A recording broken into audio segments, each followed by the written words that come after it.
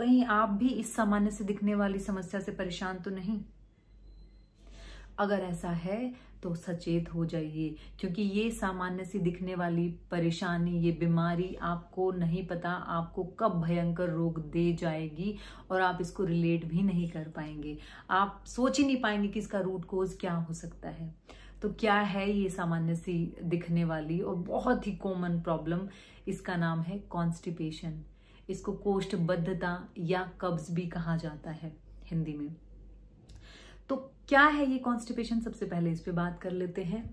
जब हमारा खाया हुआ खाना हमारा डाइजेस्टिव सिस्टम अच्छे से ना पचा पाए और वो जो मल है वो आंतों के थ्रू होकर के ढंग से बाहर ना निकले, खुल के मल त्याग ना हो, तो इसको कहा जाता है कॉन्स्टिपेशन। जब आपका पेट खुल के साफ नहीं होता और आपको लग रहा है कि आपका मल ठीक से नहीं है, बहुत टाइट है, बहुत परेशानी हो रही है उसको त्याग करने में, तो इसको कॉन्स्टिपेशन का नाम दिया जाता है। और जब ये लंबे समय तक सालों सालों से चलती रहती है तो यह समस्या बहुत भयंकर बीमारी का भी रूप ले सकती है। कौन कौन सी बीमारी हो सकती हैं इस कॉन्स्टिपेशन से और ये किस वजह से होती है, इसके कारण जानेंगे, इसके इफेक्ट जानेंगे और इसके सॉल्यूशंस पे बात करेंगे। नमस्कार, मेरा नाम है युगैस्मिक नीलम और मेरे चैनल का पर्पस है कि लोगों को योगा अभ्यास के लिए प्रेरित करना और हेल्थ से रिलेटेड बहुत सारी जानकारियां आप लोगों को देना, आप लोगों को अवेयर करना। तो आज बात करते हैं हम कॉन्स्टिपेशन पे। कॉन्स्टिपेशन होती क्या है इस पे हम बात कर चुके हैं। अब हम इसके कारणों पे बात करते हैं कि इसके क्या क्या कारण हो सकते हैं। कुछ ऐसे कारण होंगे जो आपने सुने होंगे, कुछ ऐसे भी कारण होंगे जिनसे आप बिल्कुल अनजान होंगे। तो सबसे पहला इसका कारण जो आता है वो है कि आपका सही तरीके से सही समय पर भोजन ना करना। ठीक है, आप बहुत लेट भोजन कर रहे हैं, ये एक इसका रीजन हो सकता है। दूसरा, लेट भोजन के साथ साथ दूसरा इसका कारण हो सकता है कि खाने में फाइबर की कमी है। ठीक है, फाइबर की कमी है या फ्राइड चीजें खा रहे हैं या ऐसी हैवी खाना खा रहे हैं जिससे बात बढ़ती है, जैसे दाल है, उड़द की दाल है, छोले हैं, राजमा है, ऐसी चीजें जो शरीर में हमारी वात को बढ़ाते हैं। वात मतलब हमारे शरीर की हवा। ठीक है, जो 5 तत्व होते हैं उनमें से एक वात भी है। तो जब हमारे शरीर की हवा असंतुलित हो जाती है तो वो भी एक कब्ज का कारण होता है। तीसरा इसका कारण है जब आप ढंग से अच्छे से नींद नहीं ले पाते।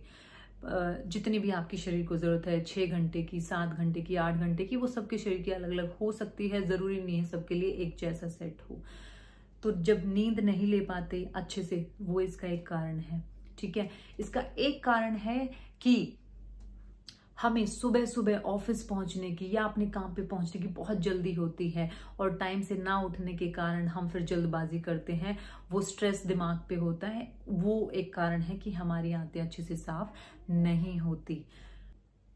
अगला कारण इसका है कि कुछ लोगों को सुबह सुबह पानी पीने की आदत नहीं होती। कुछ कहते हैं कि हमसे पिया ही नहीं जाता पानी, और उनको या तो किसी पेय पदार्थ जैसे चाय या कॉफी इनकी आदत होती है। अब वो चाय कॉफी से तुरंत उनको ऐसे प्रेशर तो फील हो जाता है, लेकिन कुछ टाइम के बाद जो वो चाय कॉफी पीने से तुरंत जो हमारी आंतें एग्रेसिव होती हैं या फिर वो एक्टिवेट हो जाती हैं और वो एक बार 2, 4, 5, 10 दिन, 15 दिन तक तो वो ठीक लगता है, लेकिन उसके बाद धीरे धीरे उसका भी इफेक्ट कम होने लगता है कैफीन की वजह से और हमारी कॉन्स्टिपेशन वापस आ जाती है। ये भी एक कारण माना गया है। चाय कॉफी सुबह लेना कॉन्स्टिपेशन का एक कारण हो सकता है। अब हम बात करते हैं ऐसे 2 कारण जिसकी जो शायद आप डायरेक्ट इससे रिलेट ना कर पाए। पहला है जो लोग इमोशनली बहुत वीक होते हैं, इमोशंस को अच्छे से नहीं संभाल पाते और छोटी छोटी बातें दिमाग में घर कर जाती हैं, उनको दिल से ले लेते हैं, ऐसे लोगों को भी कॉन्स्टिपेशन हो सकती है। आपने बच्चों का देखा होगा, बच्चे मन के सच्चे होते हैं, हम सबको पता है, लेकिन बच्चे साफ होते हैं। आप जैसा बोलोगे वो उनमें फिल्टर नहीं होते। ठीक है, तो वो बहुत जल्दी चीज़ों को ले लेते हैं अपने हार्ट पे और फिर बुरा मान जाते हैं। तो एक तरह से वो इमोशनली उतने स्ट्रांग नहीं हैं अभी। ऐसा आप और भी देख सकते हैं आसपास कि जो भी इंसान इमोशंस को अपने अच्छे से कंट्रोल नहीं कर पाता उसको प्रॉब्लम हो सकती है कॉन्स्टिपेशन की।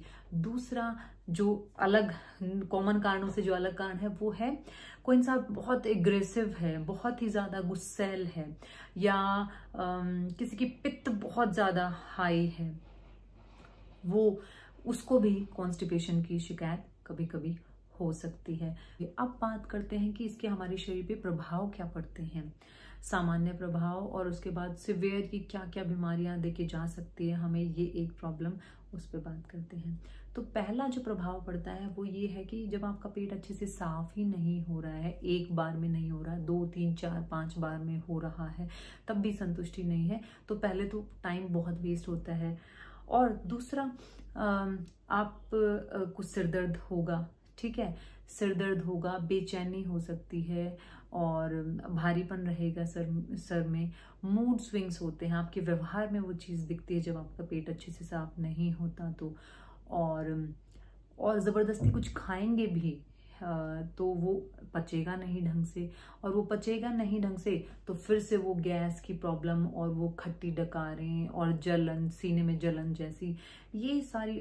और इसके और क्या क्या प्रभाव हो सकते हैं इसमें कि सुस्ती सी छाई रहती है, नींद बहुत आती है, कुछ करने का ही मन नहीं करता है। तो ये इसके हमारे शरीर पे प्रभाव पड़ते हैं। और क्या, शरीर के अंदर जब हमारा वात बढ़ जाता है, वात तत्व बढ़ जाता है, त्रिदोषों में से एक वात है, तो जब वात बढ़ जाता है तो हमारे मल की जो एक नेचुरल जो एक मूवमेंट है वो ढंग से नहीं हो पाती, वो डिस्टर्ब हो जाती है। और वात बढ़ने के कारण आपको हवा अगर बढ़ती है तो वो उसका प्रेशर आपके हार्ट तक भी जाता है, ठीक है। आपको ब्रीदलेसनेस फील होगी, सांसें बहुत जल्दी जल्दी फूलेंगी, आपको हार्ट में भी प्रेशर फील होता है, आपको लगता है कि नहीं हार्ट, वो प्रेशर, वो हवा का बढ़ना, वो गैस जो चढ़ जाती है यहाँ पे जो हैवीपन फील होता है, वो आपको लगता है कि कहीं हार्ट इश्यू तो नहीं है, लेकिन असल में वो समस्या कॉन्स्टिपेशन से पैदा हुई होती है। हम समझ नहीं पाते हैं उस चीज को कि ये क्यों हो रहा है। अच्छा, ये तो थी सामान्य जो इफेक्ट आते हैं। अब लंबे समय तक अगर ये चल रहा है तो क्या हमें ये भयंकर बीमारियां देके जा सकती है, ये एक प्रॉब्लम। भयंकर बीमारियों की बात करें तो वात के बढ़ने से, कॉन्स्टिपेशन की वजह से वात बढ़ा हुआ है, इस वजह से कॉन्स्टिपेशन होती है, और इसकी वजह से हमें अर्थराइटिस, ठीक है, और पाइल्स और ऐसी आपको अल्सर हो सकते हैं इंटेस्टाइन्स में। अल्सर मतलब घाव हो सकते हैं, क्योंकि जब अच्छे से इंटेस्टाइन साफ ही नहीं होंगी तो मल एकत्रित होता जाएगा होता जाएगा होता जाएगा, तो फिर वहां पे घाव जैसे बनने लगते हैं बहुत टाइट हो जाता है मल, इसीलिए फिर वो एक टाइम ऐसा भी आ सकता है कि लोगों को वो मल चुभता है, वो कांटे की तरह चुभता है। तो ये 3-4 प्रॉब्लम जो ज्यादा होती हैं, अर्थराइटिस, पाइल्स और अल्सर्स, प्लस रेक्टम में आपके हमेशा ही जलन रहेगी या वहाँ फुंसियाँ आ जाएंगी, ये प्रॉब्लम्स आ सकती हैं। तो आप देख लीजिए कॉन्स्टिपेशन हमारे स्वास्थ्य को कितना ज़्यादा प्रभावित कर सकता है। तो ये हमने बात करी इसके प्रभावों की, हमारे शरीर के ऊपर जो इसके प्रभाव पड़ते हैं वो। अब हम नेक्स्ट सेक्शन में बात करेंगे कि इसके सॉल्यूशंस क्या है। सॉल्यूशंस को मैंने कई पॉइंट्स में डिवाइड किया है। सबसे पहला सॉल्यूशन जो इसका है वो कि सुबह उठते ही आप थोड़ा पानी पिए, 1 गिलास 2 गिलास जितना आपसे पिया जाए। अगर आपको लग रहा है कि मेरे से नॉर्मल पानी नहीं पिया जाएगा, मुझे थोड़ा गुनगुना चाहिए, तो गुनगुना ले लीजिए, ठीक है। बहुत ज़्यादा गर्म लेने से पहले सोचें, क्योंकि किसी किसी को पित्त बढ़ा हुआ होता है और वो पानी भी गर्म पीता है तो वो पित्त और ज़्यादा उछाल मारता है फिर। तो आप या तो नॉर्मल पानी लीजिए या फिर आप गुनगुना पानी लीजिए, अच्छे से बैठ करके उस पानी को पिए, थोड़ा सा टहलें, थोड़े से योगिक छोटी छोटी प्रैक्टिस हैं जैसे ट्विस्टिंग है, ठीक है, और अपने आप को पूरा ऊपर तक खींचना है ताड़ासन में। ये कुछ कुछ आपने अभ्यास करने हैं, ठीक है। सबसे पहले पानी, उसके बाद छोटी छोटी योगिक मूव्स जिसमें ट्विस्टिंग एंड बॉडी स्ट्रेचिंग, ठीक है। योगिक प्रैक्टिस में तीसरा एक है मलासन में बैठने की कोशिश करें। घुटनों में प्रॉब्लम है तो नहीं बैठा जाएगा, सपोर्ट से बैठ सकते हैं या फिर चेयर पोज में बैठने की कोशिश करें। ठीक है, अब इसका जो तीसरा सॉल्यूशन है वो ये कि आप रात को मुनक्का 3, 4, 5, 6 इतने आप भिगो सकते हैं और साथ में 1 या 2 अंजीर डाल लीजिए। ठीक है, सुबह उसका सेवन करना है, मुनक्का और अंजीर का। कुछ दिन के बाद आपका पेट धीरे धीरे धीरे धीरे साफ अच्छे से होने लग जाएगा। खाने की ये बात थी। अब आते हैं चौथे पॉइंट पे कि इसके सॉल्यूशन में और चौथा क्या हो सकता है। अब आपका मान लीजिए पेट बिल्कुल ही साफ नहीं हो रहा है तो एक अलग चीज है, आप त्रिफला का सेवन कर सकते हैं, लेकिन उसके भी कुछ रूल्स रेगुलेशन होते हैं। आप हर किसी को रोज त्रिफला, मुझे पर्सनली सूट नहीं करता है, तो ऐसा किसी और के साथ भी हो सकता है कि त्रिफला रोज सूट ना करे, तो आप एक दिन छोड़ के एक दिन त्रिफला ले सकते हैं रात को सोने से पहले, या तो गुनगुने पानी के साथ या आप गुनगुने दूध के साथ। ठीक है, ताकि सुबह पेट साफ हो जाए। सॉल्यूशंस के नेक्स्ट पॉइंट पे आते हैं। जैसे आपका पेट साफ हो गया है, मान लीजिए 1, 2, 3, 4 बार में आपका पेट साफ हो गया है, कुछ खाने से पहले आपने कपालभाति का अभ्यास करना है। ठीक है, कपालभाति मध्यम या धीमी गति से करना है, बहुत फास्ट नहीं। इसको स्लो स्पीड कर रखें या फिर इसको थोड़ा सा मीडियम स्पीड पे करें, 5 मिनट 10 मिनट जितना भी आप कर पाए। ठीक है, अब नेक्स्ट सॉल्यूशन पे बात आती है कि आपने अपनी डाइट में थोड़े चेंजेस करने हैं। फाइबर की मात्रा उसमें बढ़ानी है, रेशेदार चीजों की आपने मात्रा बढ़ानी है। ठीक है, और कच्ची सब्जियों के को छोड़ करके आप उनको थोड़ा सौटे कर लीजिए, मतलब अध पकी कर लीजिए, उनको भाप देके उनको पका लीजिए। वैसा जो भी आपको सूट करे फाइबर में, आप फाइबर का इंटेक बढ़ाइए अपने खाने में। और टाइम से, रात्रि चर्या का एक मतलब ये भी कि आपको भोजन टाइम से करना है। 7, 7:30 मैक्स टू मैक्स 8 बजे तक आप खाना खा लीजिए। ठीक है, और शाम का खाने की जो मात्रा है वो कम ही रखिए, बहुत ज्यादा पेट भर के खाना नहीं खाना होता है। हमेशा अपने पेट में 1/4 जगह बचा करके रखें पानी और हवा के लिए। ठीक है, भूख से हमेशा कम ही खाएं। दूसरा, शाम को अगर किसी को सूट करता है तो थोड़ा सा खिचड़ी, दलिया, इस तरह की चीजें अगर ले सकते हैं तो वो लीजिए। रोटी रोटी के बिना बिल्कुल ही काम नहीं चलता, तो रोटी रख सकते हैं आप 1, 2, 3 जितनी आपको रखनी, इससे ज्यादा नहीं। लेकिन सब्जी और बाकी सैलेड वगैरह का पोर्शन ज्यादा रखें उसमें। ठीक है, और टाइम से खाना खा लिया है तो फिर आपको टाइम से सोना भी है, क्योंकि नींद भी हमारे पाचन से डायरेक्ट रिलेशन है नींद का।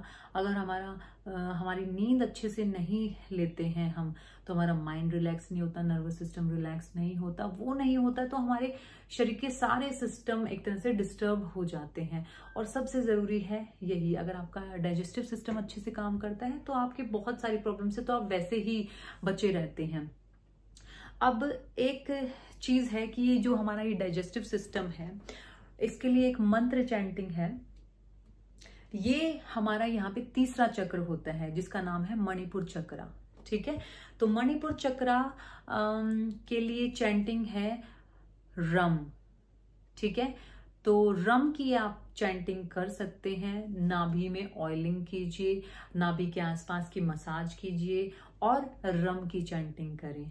ठीक है, पूरा फोकस ये चैंटिंग करते हुए आपने अपने मणिपुर चक्रा पे लगाना है।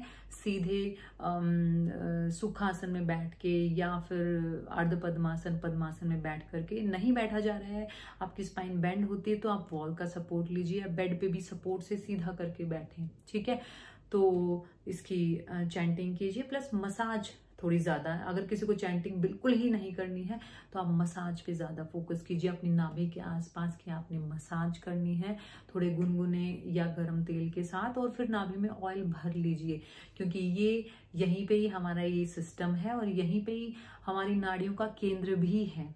ठीक है, और यहीं पे ही मणिपुर चक्र है। तो हमारा ये अगर बैलेंस हो जाता है तो हमारे बहुत सारे डाइजेस्टिव इश्यूज हमें नहीं होते हैं, और खास तौर से कॉन्स्टिपेशन से हमें छुटकारा मिल जाता है।